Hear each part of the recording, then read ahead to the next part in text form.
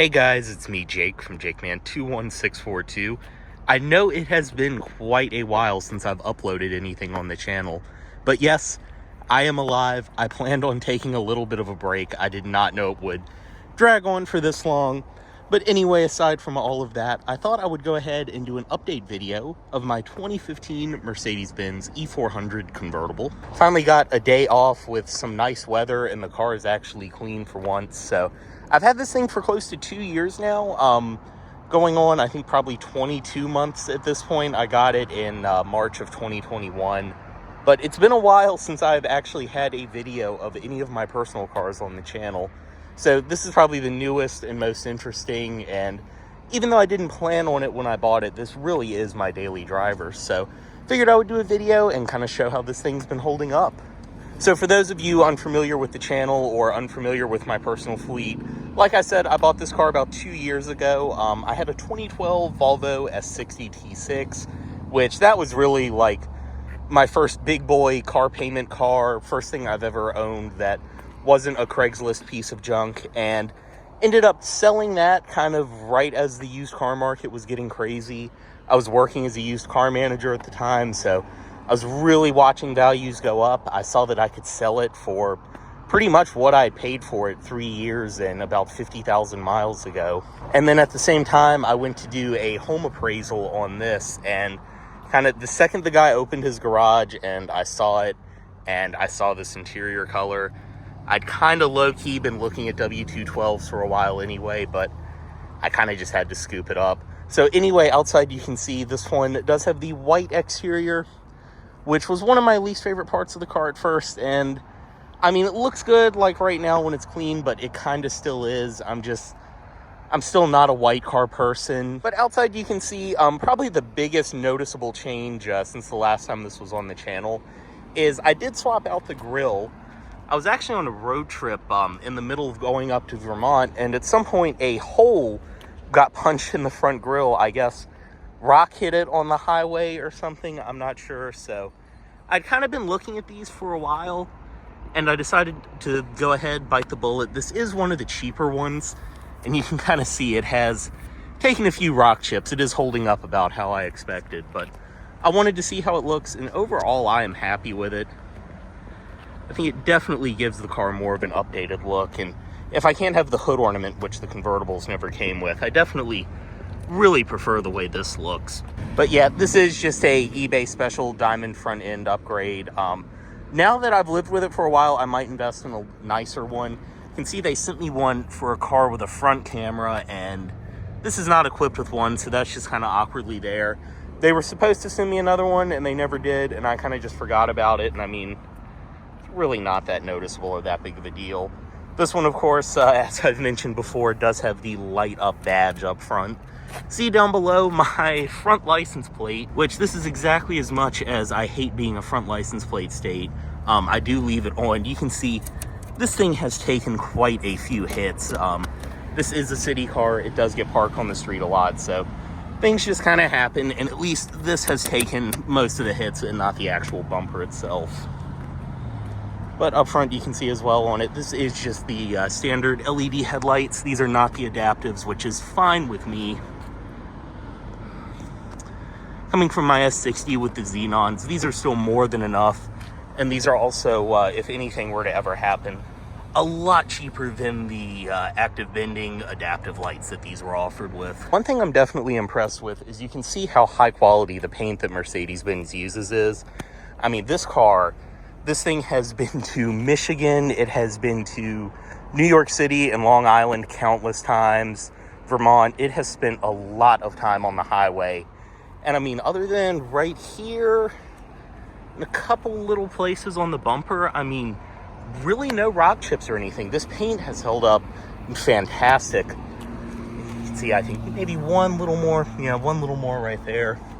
But I mean, compared to all the Hondas I've owned with their thin paint, this has held up fantastic. I think these were definitely on last time I did a video, because I remember I got them not even 1,000 miles after I bought the car. But this one is riding on a set of Pirelli tires.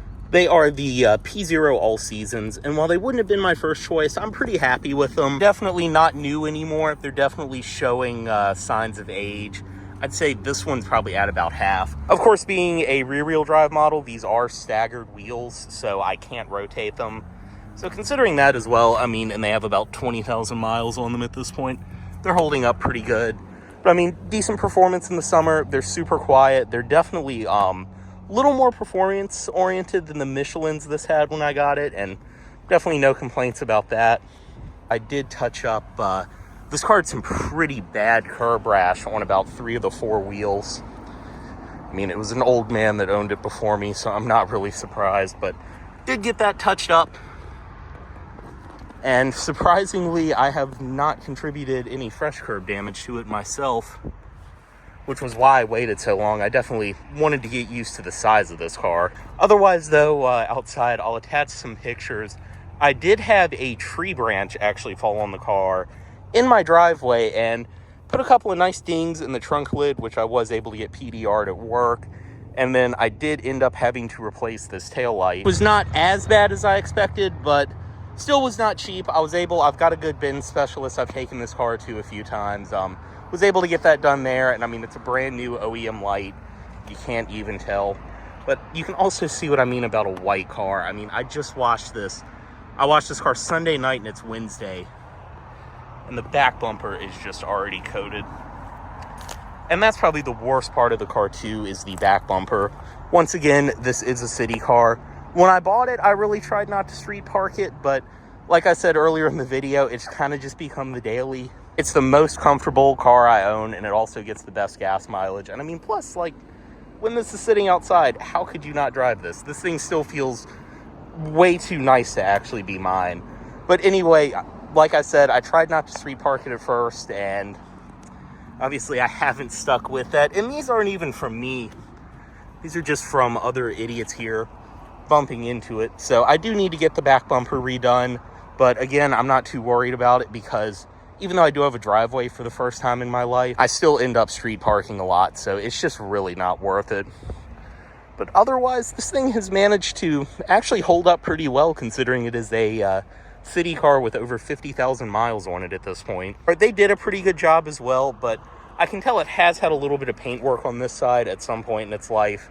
I mean, it did originally start out life in the tri-state area, so I'm not too surprised by that. Power folding mirrors, which I love, once again, being a city car as much as I street park it. First time I've ever had that, which is very nice. Then also, of course, intelligent entry. Just walk up, grab the handle, and it unlocks. Touch right there, and it will lock. Nice too, I figured this out pretty quickly after I bought it. This car does have a reach-in alarm, so when the top is down, even though I still try not to park it with the top down, but if someone was to reach in and start digging around, the alarm will go off. Which, that was interesting the first time me and my dad figured that out by mistake. This is a 15, and this is towards the end of this model, and it's still, people still mistake this as a brand new car. And it still just looks so current and good. I think too, this one is just such a classy color combination. I know I've said it a million times, but this saddle interior sold me, especially with the AMG wheels. It was enough for me to live with the white. So go ahead and put the top up, which this is still one of like the coolest party tricks of this car. Just press and hold lock.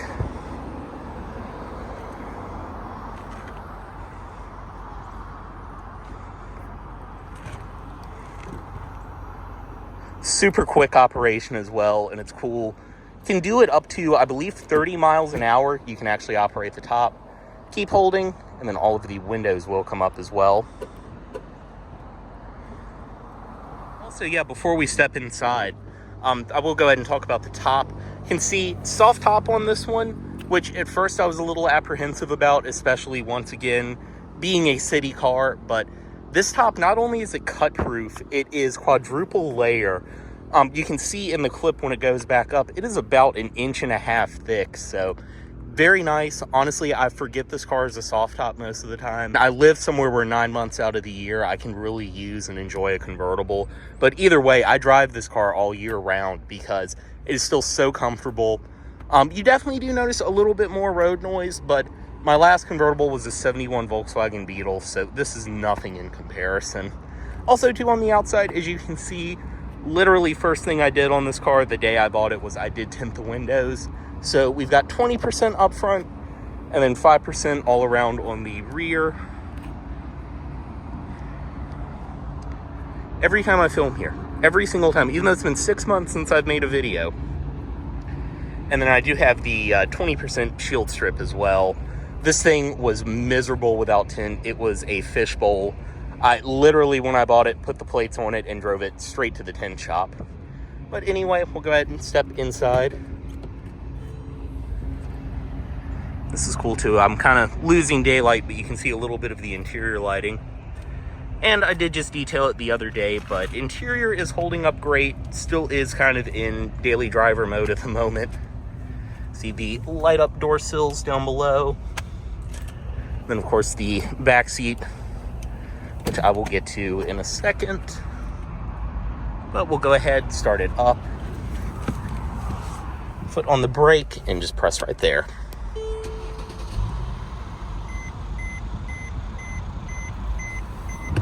Go ahead and close the door.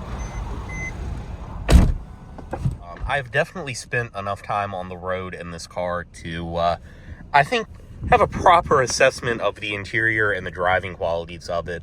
Like I said, this car has been to New York countless times, went to Vermont. That was awesome. Did kind of a convoy style road trip with a couple friends. Literally had walkie-talkies and everything. Went up there. That was great. And then I ended up driving home in a straight shot from Vermont, basically 30 minutes from Canada, all the way home to Richmond, Virginia. And this car handled it like a champ. Has also been to Detroit, drove it in the Woodward Dream Cruise. Even though I've barely had it 2 years, this car has probably done so much more than all of the other cars I've owned. Even this summer, went back to New York. First road trip I've done with another person in the car, which was perfectly comfortable. I mean, it was me and my dad. We went to New York for a week, and all of our luggage fit in the back. Now, we did buy so much junk while we were up there. The back seat was piled pretty full on the way back, but still perfectly comfortable car for two people for a week-long trip. Inside, you can see the flat bottom wheels, since this is the AMG Sport Package. It is leather wrapped. I try to keep it conditioned and cleaned up because this leather does get shiny pretty easily, but it always cleans up really well. On the wheel, you have your controls for the display right there. Audio system controls on this side. One complaint I do have is I loved in my S60, I had track seeking buttons on the steering wheel, back and forth and change songs. And on this, unless you want the audio system in that display, which I think is a little redundant when it's right there, you can't seek back and forth from the wheel. Not a big deal. You have the command knob right here, which falls right to hand, and now that I've lived with it for long enough, have zero complaints about. But that would be one thing. You do have paddle shifters on the back of the wheel, which I think I've used literally twice in the time I've had this car. People who care and make such a big deal about paddle shifters are such fake enthusiasts. I mean, if these weren't there, it would make literally no difference to me. It's an automatic. You put it in drive. It's got 325 horsepower. You step on it and it's going to go. This is not a paddle shift car. Even in spirited driving, an S mode is way more responsive and shifts so much faster. In the middle, this was one of the biggest selling points to me of this car is it still has analog gauges. You do have the pretty updated full color display since this is a facelifted model, but otherwise just classy, elegant, pretty normal gauges. This right here is what keeps me in this body style and why another one will probably end up replacing this car if anything ever were to happen to it. But fuel gauge, temperature gauge, it's the typical old school Mercedes temp gauge where it will kind of fluctuate above the middle. That's totally normal. Freaked me out a little bit when I got it, but I've gotten used to it now. Display in the middle, you can bring up all kinds of different things, your nav, audio, phone, all of your driver assistance stuff as well.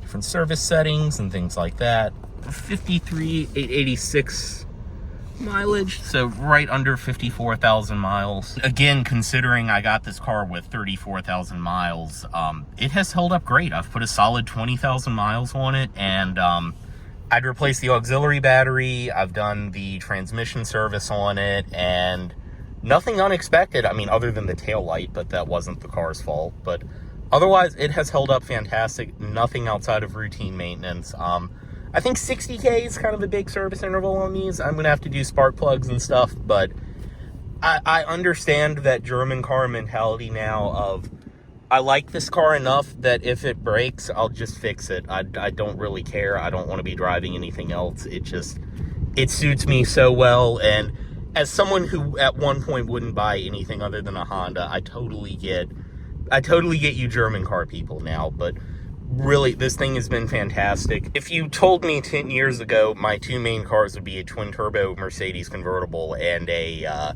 20-year-old Subaru, I would have laughed in your face. But this thing has been fantastic. I feel like I can jump in it, drive anywhere, and always rely on it.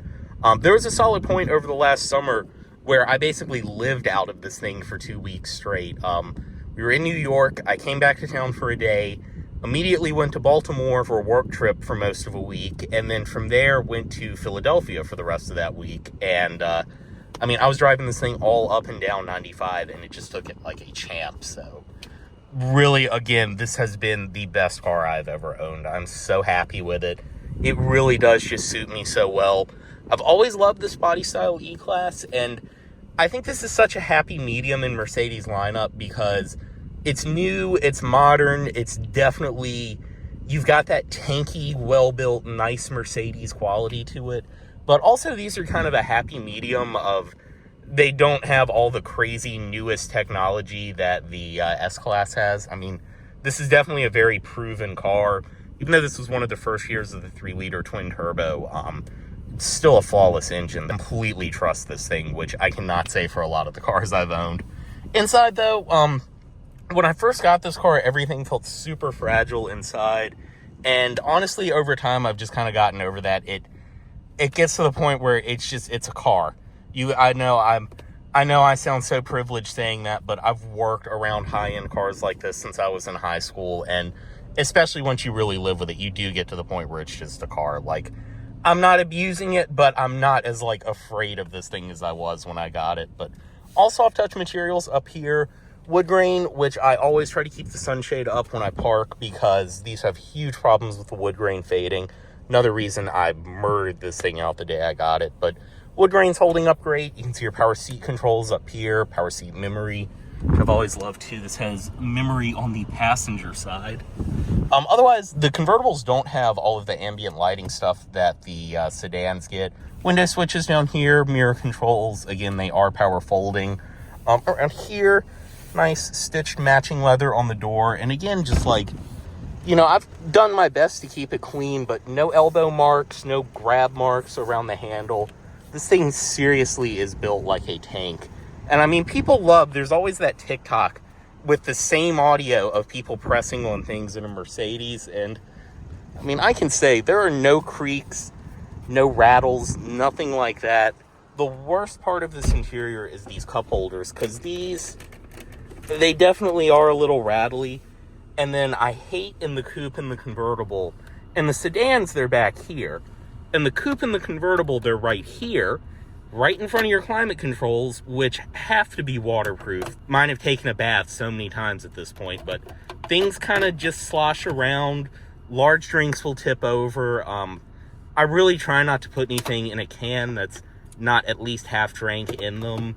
Otherwise, things with lids, because they just spill so easily. Again, too, when you have things set in them, you can kind of hear them rattle around. But I mean, otherwise, everything in here is built so solid. And you also may have just heard as well in the background the little seatbelt robots, which if you don't put on your seatbelt after a while, it will just go back. But another cool little party trick. People are always impressed by that. And unlike BMWs, these actually work. They don't just kind of fall off the seatbelt. Otherwise, inside, though, I mean, I know I say it every video, this Harman Kardon audio system, hands down my favorite part of the car. It sounds incredible. It's got 2 modes for when you have the top up and when you have the top down. When you have the top down, that extra bass and that extra low end, because I learned at a very young age with my first car being a convertible, when you've got that top down, you lose all of the bass. But this thing makes up for it. It really absolutely punches.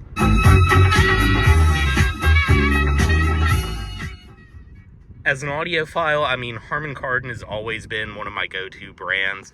My dad still has all of his Harman Kardon components that he had when I was growing up that I wasn't allowed to touch, so I know they make stuff that lasts. I absolutely crank this stereo and have not blown a speaker or managed to. In my Volvo, it had a great stereo, but it just rattled the door panels apart. This thing, 20,000 miles in, has held up fantastic. Bluetooth audio streaming, of course.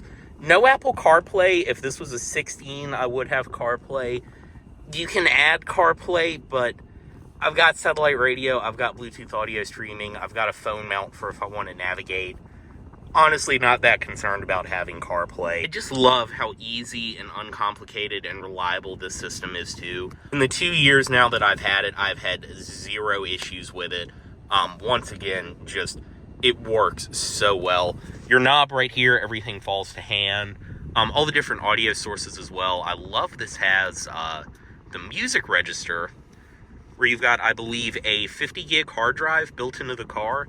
So I burned a bunch of CDs on there, and I can just kind of scroll through them. And also, too, since it's burned off of CDs, it sounds fantastic.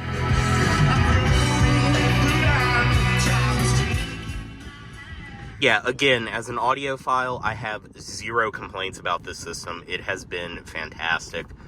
Everything works super well, as I said. Otherwise, you do have phone. You can even watch DVDs on it. And then the navigation, which I've used once, and that was enough for me to stick with Waze and Google Maps. Down below, you have all of your audio controls there. Your dial pad over here, which also does act as your radio presets. Eco mode on and off, which I'm still convinced at some point someone tuned auto start stop out of this car, which is fine with me because I would have done it anyway. But even when I leave this on, I can tell a difference in the air. You can definitely tell it's cutting that back for economy, but 2 years and 20,000 miles, auto start stop has never kicked in. And also the eco light doesn't show in the gauges like they do. My friend has a 16 400 sedan. He has auto start stop, but I do not. And even on the spec sheet for this car, it says auto start stop, but I'm not questioning it. I thought when I replaced the auxiliary battery, it would wake that back up, but hasn't, so I'm not going to complain. I still turn it off because I hate the light, and again, it makes, in the summer, air conditioning, you can definitely tell, is not working as hard as it could. Heated seats, which I love. They're typical German car. They're immediately hot. The one thing I hate is that if you turn the car off and you get back in, you do have to turn them on again. Also does have the air scarf built in up top, which is just awesome. In the spring and in the fall, it makes the convertible so much more usable so later into the year. And the one thing, as you can see, this car is missing is ventilated seats, which if it was a 16, they're standard, it would have it. But also, too, they're just ventilated. They're not actually cooled on these, so not really missing too much. It definitely wouldn't be worth the time and effort for a swap. These are still real leather.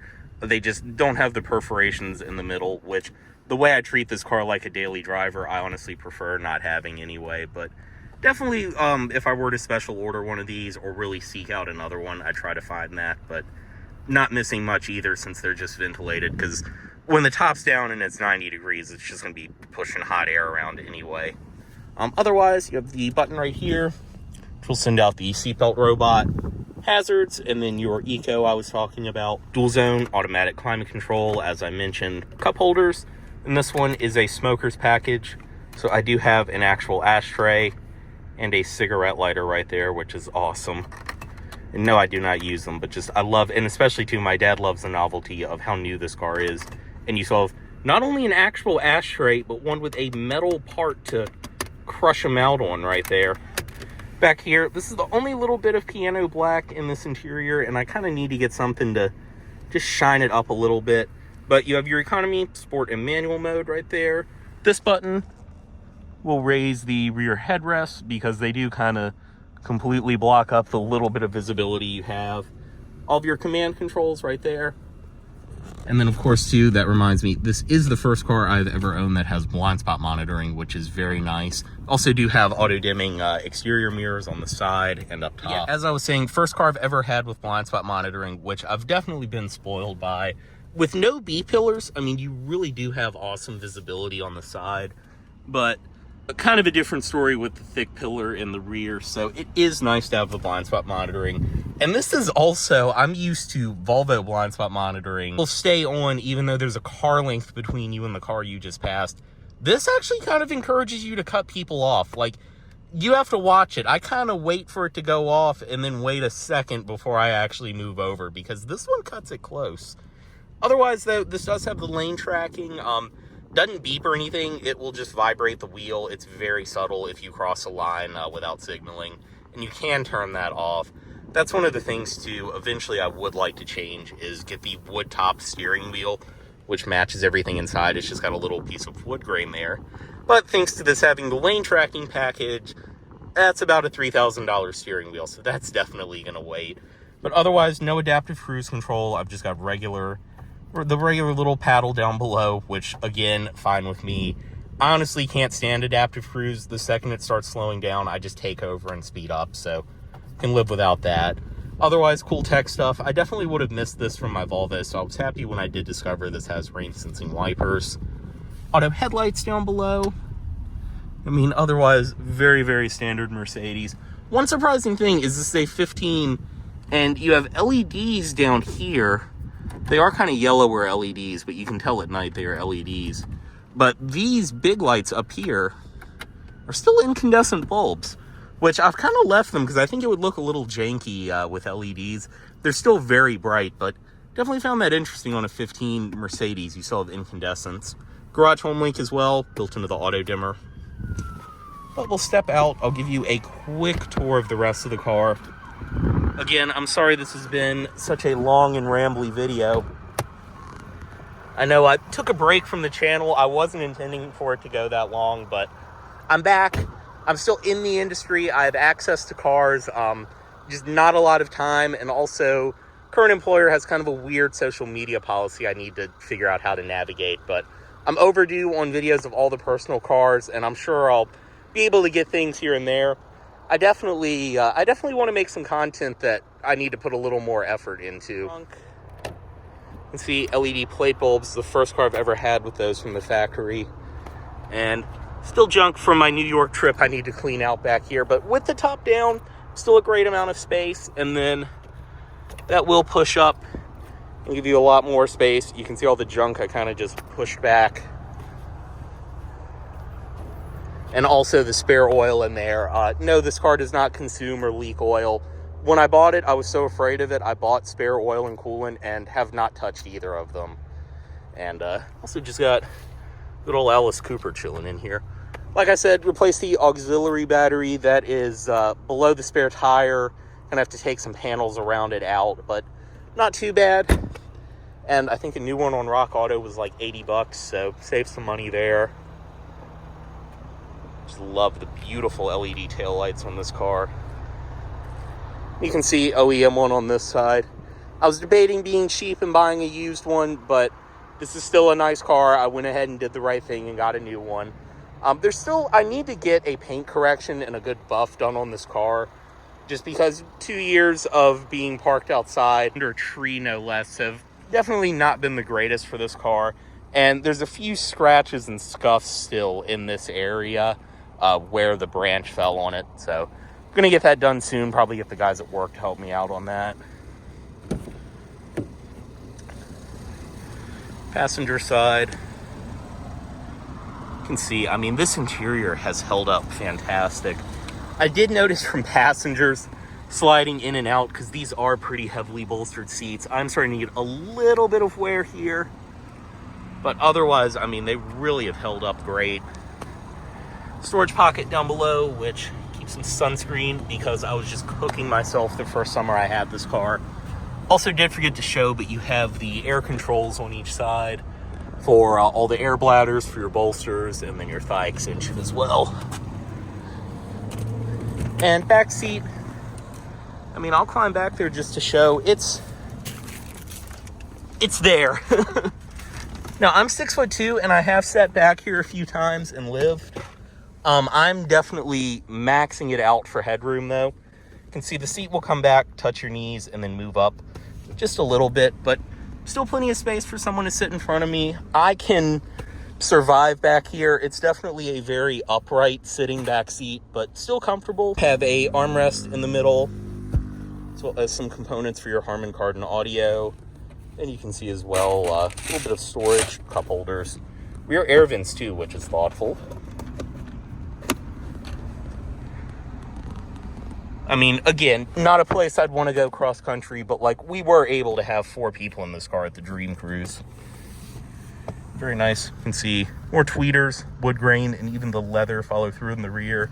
And cool too, rear passengers get their own rear window controls. Always forget about that.